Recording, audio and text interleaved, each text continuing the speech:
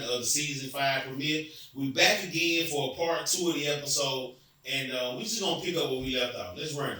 So kind of what we left off with accountability. So what we look at is, I guess, accountability. I know, Donnie, we've been kind of talking about what happens when you get thrust into that real full-time role. It's easy when you, I guess the best reference I can look at right now is when you're on the sideline. But when I tell you it's time to get in the game, it's time to play, how do you show up? And what we mean by that is, when we look at things like you're in this space, I'm in this space, when you become that custodial parent, when it's time for you to step into the game and play your role. Man, that transition is like, it's not for the weak at heart. I can honestly say that, bro. Like, it's not for the weak at heart, man. You got to have like some type of, not just on the stability, but you got to have some type of structure, man. Because if you don't, bro, like, you're gonna be all over the place. Because I had to refine my schedule like 30 times, bro, just to like fit my son into like what I already had going on. And then 2, it's like, it's hard on me, like I told y'all earlier, it's hard on me emotionally, bro. Like, it's just like, I deal with a lot that parents most guys may not deal with. I don't know. I'm gonna just put it out there, but it's just like, I deal with like thinking that I'm like, am I good enough as a father? You get what I'm saying? Because I haven't had him in my life for a long period of time. So let's pause right there, right? Not because I want you to double down on it. I want to offer you some reassurance as your brother. Right. The idea that you're present, right, and the fact that you are unwilling to give up this moment and this opportunity. Right. You exactly what he needs. I appreciate it. You're good enough. You know what I'm saying? I appreciate it. You know what I'm saying? I gotta affirm that because we talked about this before, and I ain't really never shared that though. Like, I be feeling like that sometimes, bro. But the only requirement for us as dads is we gotta have this relentless pursuit to show up every single day. In like various different areas though. Like, it's like, but even like me and Charles talked about it before, you struggle with, especially when your father wasn't present, because you don't know what that looks like. Because again, you battle with, am I good enough? Am I providing enough? But what you have to trust the process of understanding. Again, bro, I tell dads the number one key to being a father is being present. Show up. Saying like, I don't know what I'm doing, but I'm gonna be here every day and I'm gonna give you everything I got. Show up. You know what I'm saying? You just hit me right there, bro. Cause it's just like being like an athlete. If you get an athlete that plays, say, man, he ain't really good, but he give me everything he got. He gonna be all right. Right. Cause he's doing it with all his heart, all his mind, all his soul. Everything he got, he put it into you. He all in. And that's the same thing with fatherhood. Cause ain't no manual to this. Ain't no manual to this. You know what I'm saying? Ain't no manual to this. So with there not being a manual to this, you just don't understand. Nah, bro, it's just like you just hit something home with me, bro. Cause like, just a little bit about my backstory. Like, okay, cool. My dad died when I was 9. My dad got killed, gun violence, right? When I was 9 years old, I seen my dad in a puddle of blood. Like, yeah, bro, that shit hit different. I mean, excuse my language, but it hit different. You know what I'm saying? So it like I always live with this like cloud over my head, like. Man, that shit feel like therapy. For real. Like, I live with this cloud over my head. Like, my dad was like 40. So it was like, am I going to make it to 40? Yeah. You feel what I'm saying? Like, real shit. It was like, am I going to make it to 40? So, like, my whole thing was like, making it to 40. Like, that was like my ultimate goal, like, as a father. You feel what I'm saying? And then it got to a point where it was like, okay, I can see that, but it's like, I was still in the streets. You know what I'm saying? Like, I had one foot in the streets. Like, I remember telling my son, bro, like, we're going to get in there. We're going to get in there. Bro. I remember telling my son, bro, like, hey, bro, daddy got to go out here and get this money. Like, I'm going to be back. I promise you I'm going to make it home. You feel what I'm saying? Like, my son, 2 years old, 3 years old, bro. You feel what I'm saying? Like, I really had to go out here and hustle for real. Like, really hustle. You know what I'm saying? Like, for y'all that know, you know. You feel what I'm saying? Like, I really had to get out here and hustle. And then, like, even going to prison, and then, like, not able to see my son, not able to talk to my son for, like, 3 years, that kind of, like, was the start of it. You feel what I'm saying? And it, like, that that messed with me for a long time because I feel like I could have did something to prevent that. But at the same time, it's just like I was trying to do what I had to do in order for me to be who I need to be for him. So it was like, that's where the part come in with like, that's why I appreciate what you just said earlier. It was like, I didn't feel like I was good enough, bro. Yeah. Like, you get what I'm saying? Now you kind of understand why I feel like I wasn't good enough. It was like, damn, I missed his first steps. I missed a lot. You get what I'm saying? But then we kind of like, you know what I'm saying, resuming it on the back end like now. You get what I'm saying? It's like, I really get to see him on a day-to-day basis. So let's talk about that, right? You go in this space to where, you know, not as an insult to you, but because of the dynamic of the relationship between you and the mother of your son, you go from weekend dad to every day. Yeah. Let's talk about that transition. How does it come about? You know, I make a joke about it. You know, I already told you got the boys in the hood storyline. Right. Hey. Trey. Larry Fishburne? Trey. Larry Fishburne? Hey, yeah, he got the, hey Trey, time to go with your dad. Yeah. Right. Hey, only thing done ain't got the stress ball. Oh. It's funny. Both for Treys. Right. Hey, Trey. Trey for real. Trey. Man, shout out to my son, man, for being like right now I just got to give my son his flowers, bro. For like really transitioning to a young man, bro. Like I watched him for the last 3 months that I have had him, bro, like transition on the fly, like implementing like himself into my schedule and like me and him like kind of refining it together. We getting down doing push-ups, like it's just beautiful. You know Can I do this real quick? I'm gonna pause you for just a second. Because we done talked about this on the show before. To all the dads out there, I'm gonna talk directly to my camera, to all the dads out there, get out your own head. Right. These kids are so amazing and they rise to the standard that we set for them. Right. They are able to adapt. It's us. We are often in the way that prevent them from hitting their greatest level of growth because we think about what they can't do. Right. And all along, they just wait for us to set a bar. Right. And as soon as we throw it out there, they come up to it. Right. And we raise the ball again and they come up to it. So I had to say that too. You know what I'm saying? Because we often do that. Right. And they so amazing, they don't care what's going on. They with it. Right. Because like at that age, like they usually are like sponges, right? Mm-hmm. Like they sponging things up. And it's like, for me, bro, this whole process for the last 3 or 4 months, bro, it's been, I can honestly say, bro, like, me and you done talk, bro, like on some real personal. You know what I'm saying? Like, I know you kind of felt it then, like, and boy, I went through it. Like, you know what I'm saying? And then for it to turn around, like, instantly right after. You get what I'm saying? It's like full time, like, father. Like, I'm like inside of the role, like, just on the fly. Like, it's no manual. Like, you get what I'm saying? It's what like, caused it? What was the cause of the turnaround? Like, to be honest, bro, it was just prayer, bro. I'm just gonna keep it. Go ahead. Because it really seemed like when we talk, I swear it seemed like, I'm gonna use this, and I know this is not exact. It seemed like we talked on Monday, and on Tuesday it was a whole other situation. Right. It literally seemed that like we talked that day, and it was I feel like we spoken into existence though.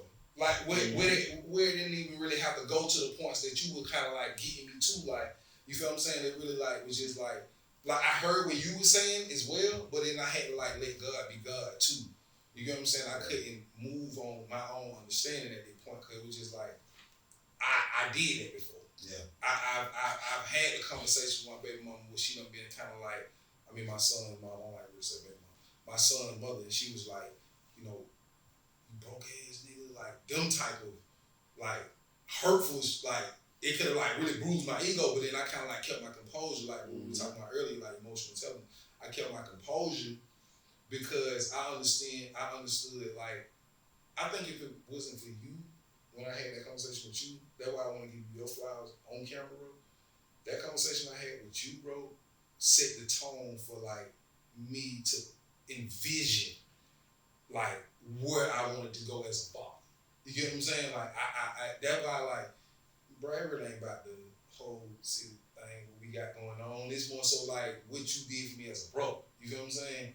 That's why I rock with you. You get what I'm saying? It was like, man, bro, I love you for that, bro. You know what I'm saying? Like, I really love you for that, bro. Like, you really put it down. Like, you really gave me the game to a level that I really kept my poise, and then I got into a space where I could perform.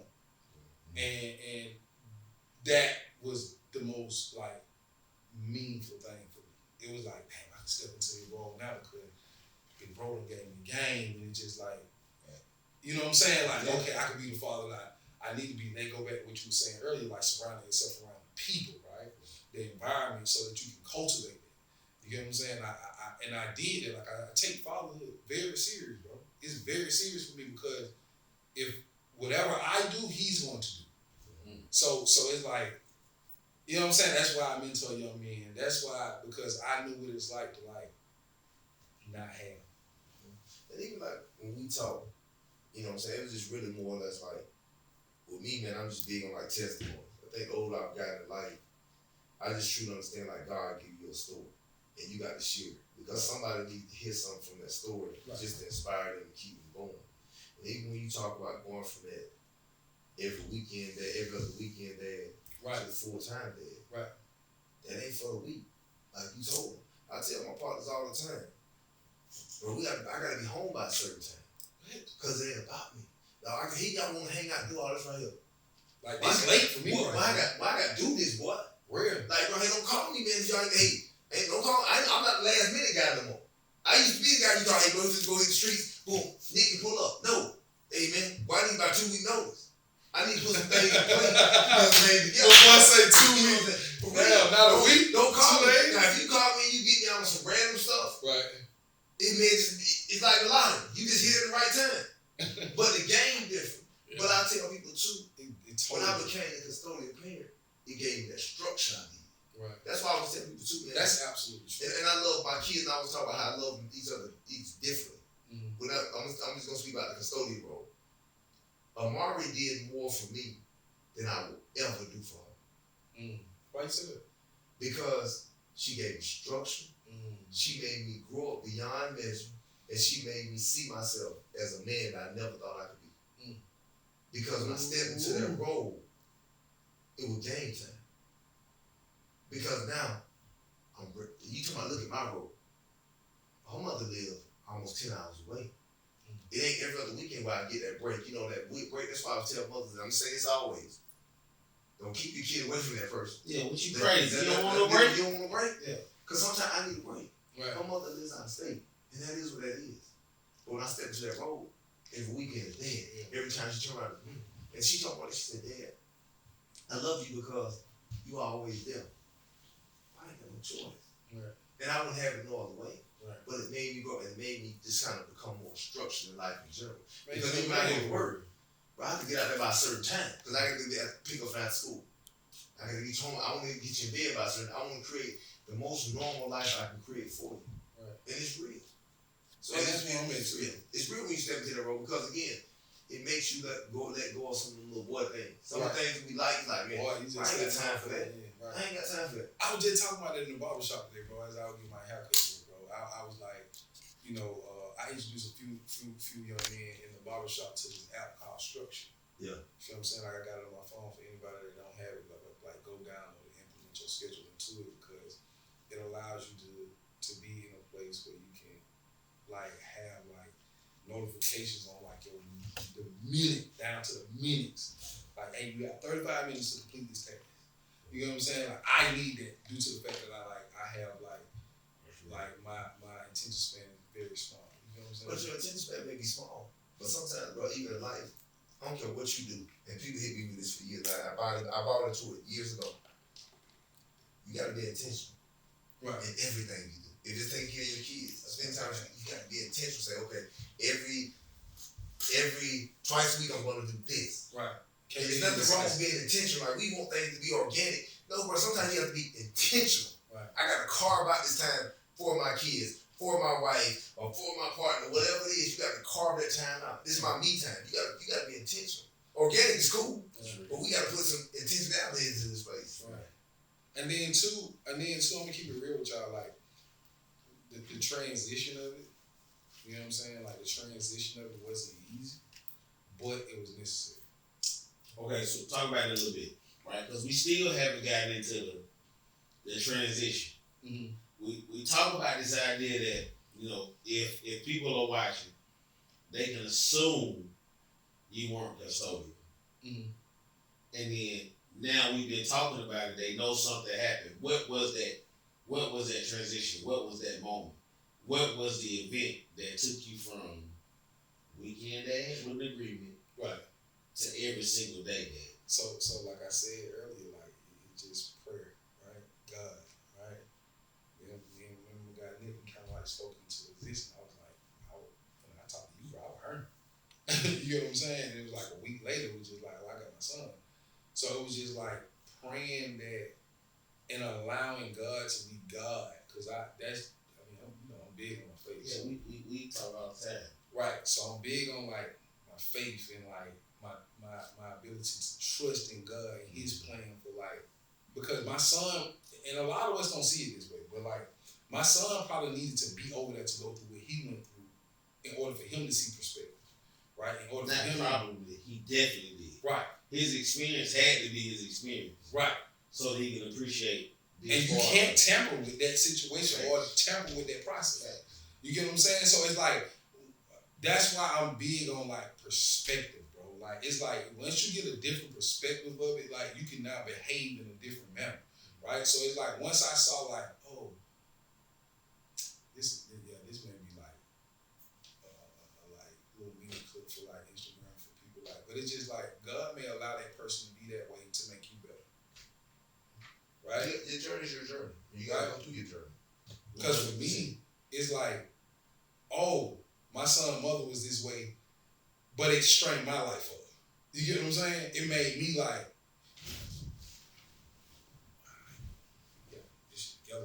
so that's what I was getting to, right? Trav talked about it in kind of the part one. He talked about what he went through, and it was a necessary and a benefit, right? It's the same thing when we talk about, if I play a sport, I watch the losses harder than I watch the wins. Right. Because in the losses, I find out how to move, right? I find out what I don't understand.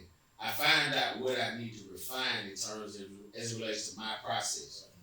It's in the losses. So I want y'all to catch the nugget, right? It's not L's. It's in the lessons. Right. It's in the lessons that I really refine what I need for the next part of my journey. It's in those lessons that I understand and I really lean in and break down. Okay, here's where I'm headed. Right. Here's what I need to know before I get to phase 2. Right? And to your point, if I don't have those lessons, we don't lean in as hard as the W's. Right. We celebrate the wins, and we keep on pushing. But when we get those lessons, we break down footage from the top to the bottom.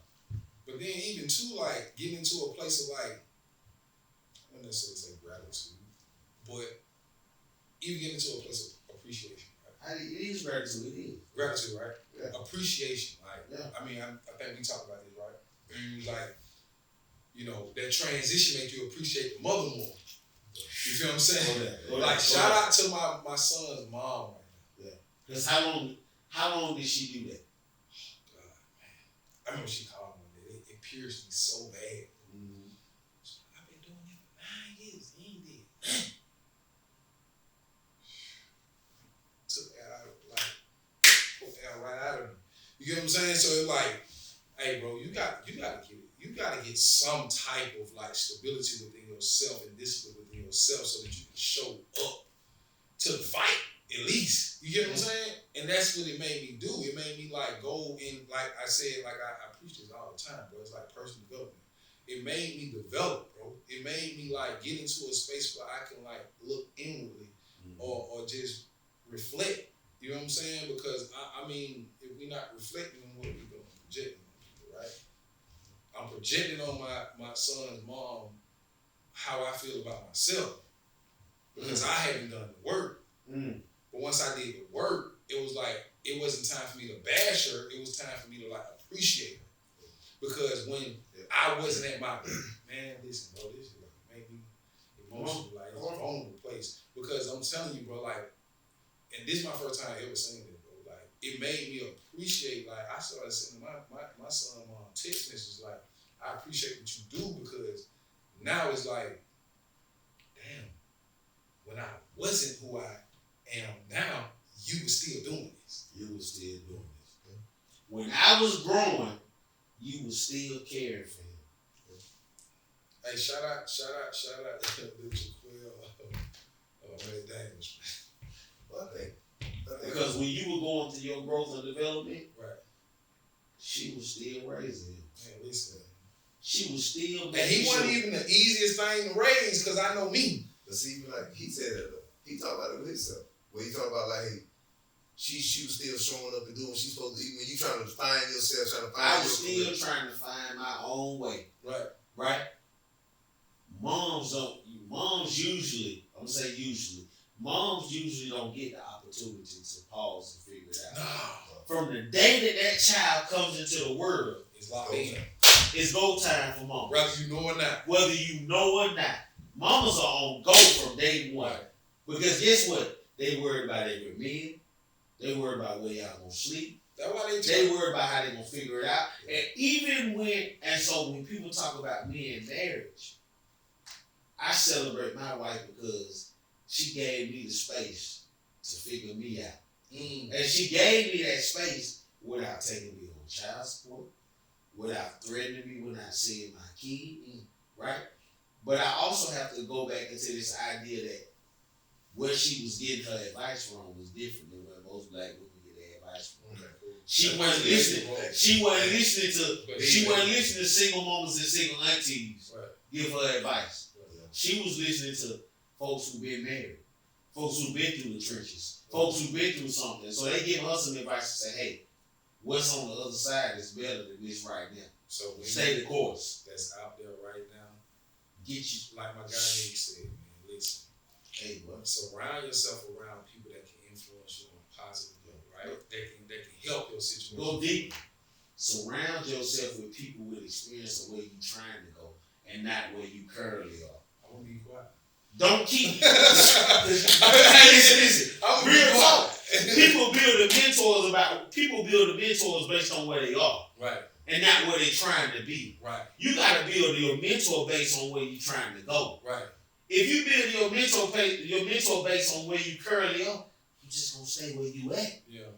If you trying to be married, go get married mentors. Right. If you trying to be a great dad, get dads that are in their children's lives. Yeah. If you trying to be a billionaire, right. Don't get mentors that only think about paychecks. Right. And $1,000 days. Right. You got to go get people that have either touched billions or that are aspiring to do so. Right. See what I'm saying? Yeah, I ain't gonna keep going, but I'm just saying, don't get advice from people who looking to stay where you already. That's good. I like that. That's facts. I like that. But I think going back to something you said, and I tell Charles all the time, you never really understand until you get in that role. When I get in that role, that's why I always, even when we go in, Charles and my witness, we gonna talk, Dad's always telling about she mad because she got to pick one from school. Break it down. She got to take days off. Yeah. She got to schedule doctor's appointments. Yeah. She got to make it happen when you say. If they wake up with a fever tomorrow, what she got to do? Yeah, she got to do all that. She got to stay home. Sometimes I say she mad, but she got a right to be mad. Because sometimes she's frustrated. So that's why I tell Dad, pick the phone and say, hey, don't worry about it. Go get your nails done. I'm gonna get it from school today. Right. You gonna do something for you. It ain't that you trying to finesse to get something on. I'm trying to make you understand, like, hey, I see you. Right. Like, I see you. Not like I see you doing something. I see you. Like, I want to acknowledge, hey, I see what you're doing. Because again, it's hard. When I said in this role, that's why I said it here and I see it like, well, it's hard. When her mother tell me she want a break, I need that break. Cool. You gonna get her? Cool. I can just sleep. I can sleep. Maybe I'm used to getting up at 6. Now I can sleep at 9. That's a win. Right. That's a win, bro. It's quiet in the house.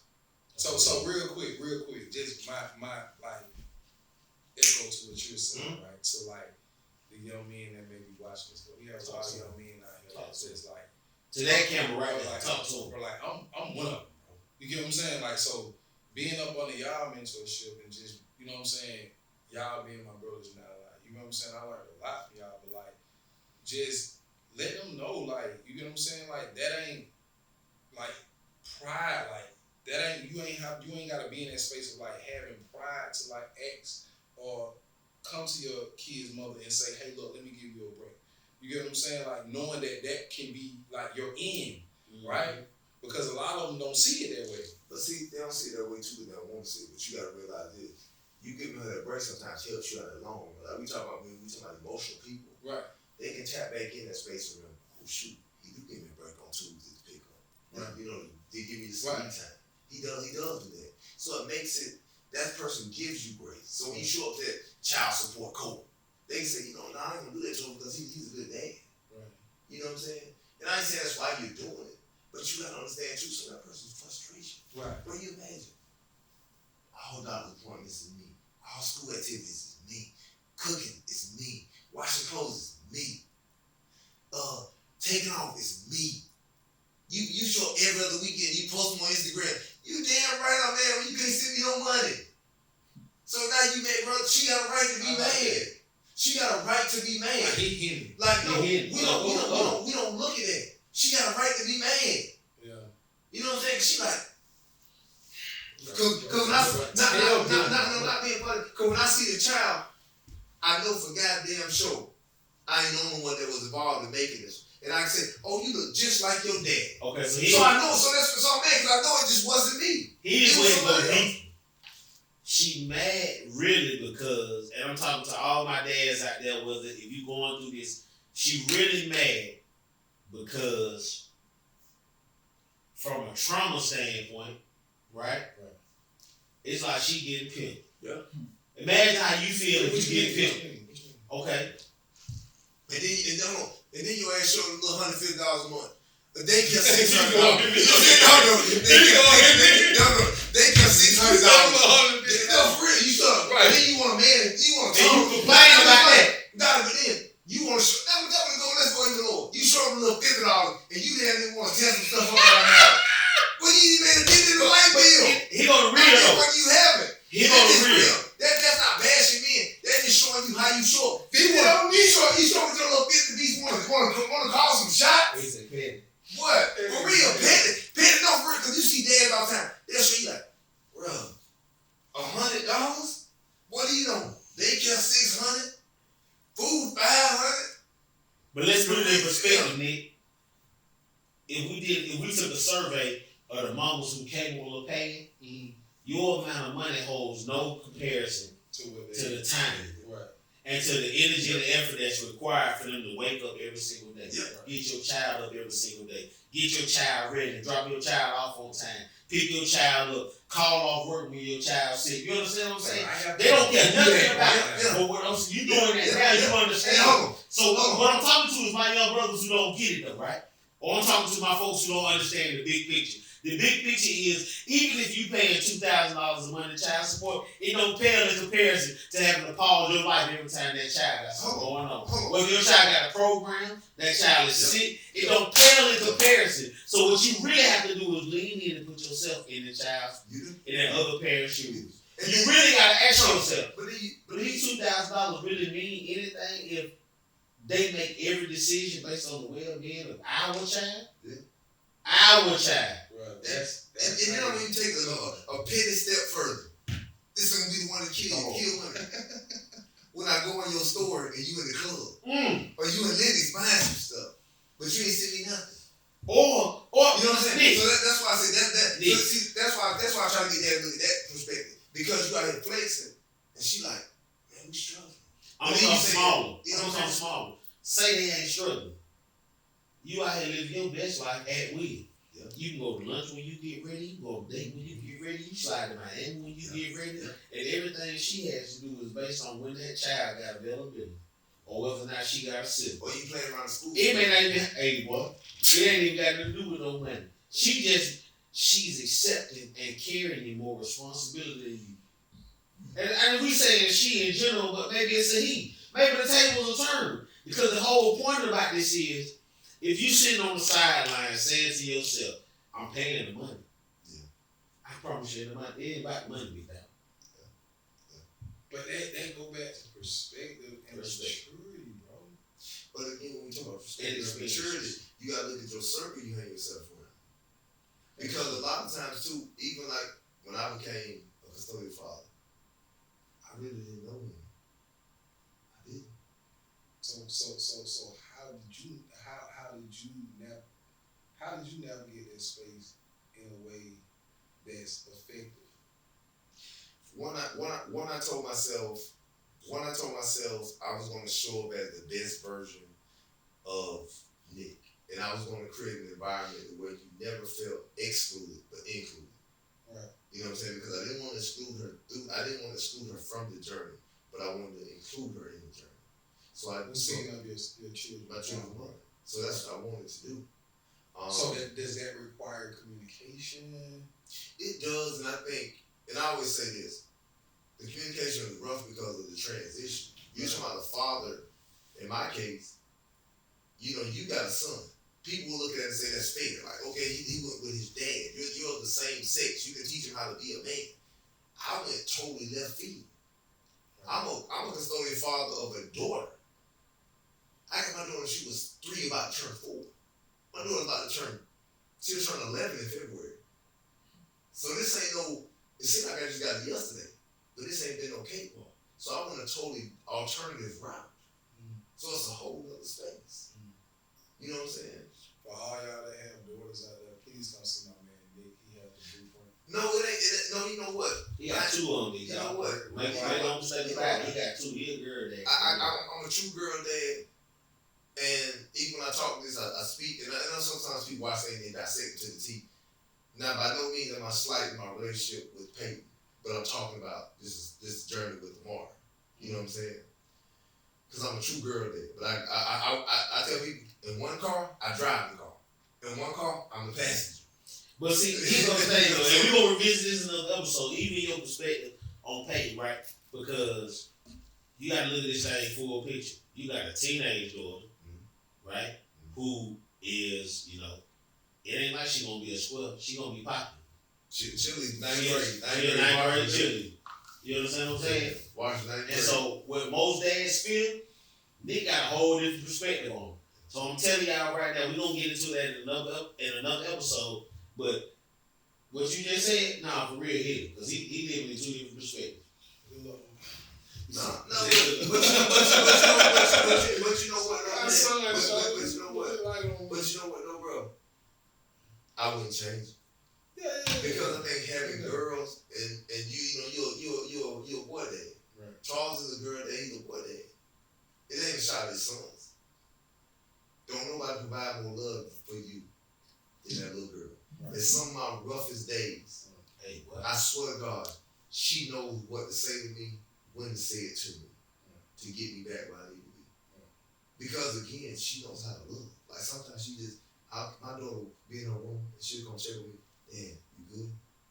And I ain't said nothing. She'll come in a few times. Dad, hey, I stopped. I show you good? Right. I'm like, yeah, man, I'm cool. Okay, Dad, I just want to make sure you go get you.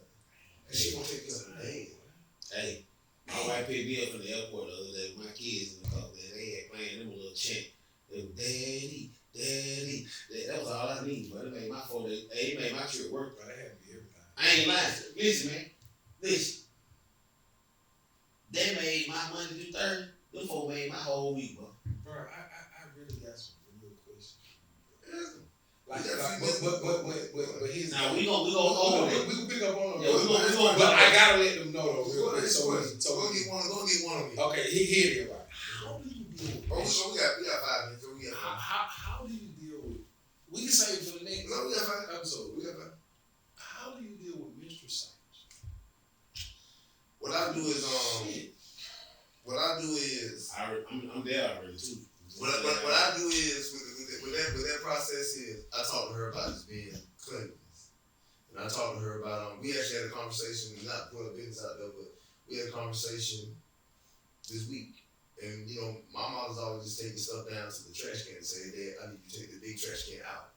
I don't want to put it out with a business, but I don't want her to feel uncomfortable in the house, so I'll take the big trash can out. We don't put it in the personal bathroom that they use. Take it downstairs. We got some little bags, wrap it up, drop it in the bag. Hey, Dad, can you take it out for me? That's the code. I'm going to take it out for you. You know what I'm saying? When you talk menstrual, I'm never going to embarrass you through the process. Because if she has an accident, hey, Dad, take care of it. It's always to the side. Because I got a girl. So I got to always protect her. Because it's soft. Because it allows you to tap into yourself. Right. It allows you vulnerable. So let me tell you my different perspective is this, right? So we got us a system too. But we also have had the conversation is that you gonna have day ones for another 15 plus years. Mm. If you're a millionaire running your business, you still gonna have to run your business on day one. Mm. So you gotta push past this. Yeah. I don't care what. I don't know what this feels like. I'm telling y'all, you know what I'm saying? Hey, I'm being real. We done had this conversation. I said, hey, even if you a billionaire, running your own business, you still gonna have a day one. Right. So you have to be able to process day one, handle your business, and still go sign the $1 million deal. That's exactly how I've been talking to my oldest daughter, because she done had some day one. So it ain't no staying home from school. Because guess what? This is the least of your worry. You might have a day one on the day that you sign your biggest deal. You're going to have to push through. So we done had that conversation. We had the conversation about caring for yourself, but that's really on you and mom. My job is to get you to that next level. You're going to have some day ones on the day you sit down and talk to that funder or that banker. Push through. What else you got, bro? Man, that's it right now, bro. Like, I just want to know how you deal with that, because I do want a daughter one day, and I like, you know what I'm saying, like, due to the fact that you close to me, you know what I'm saying? So like, I can come get out here. You gotta get the game quick. You gotta get the game. You gonna play. You gonna sit down. Hey man, to the next episode, bro. Like we just gonna go. You can't right now, bro. Cause it's just like, bro, like, come on. Ain't never love. Come on, man. Hey, listen, man. We really appreciate y'all, man. Listen, I'm telling y'all, we've been doing some really amazing work as Firm. Follow the journey. Make sure you tap in. If you know a dad who you know needs to come and tell that story, tap in with us at firmpodcast.com. We can't wait to meet them. Can't wait to hear from them. Until next time, y'all already know what it is. Charles got Nicky to build. That's Donnie. Good holiday. Hey, good to be back.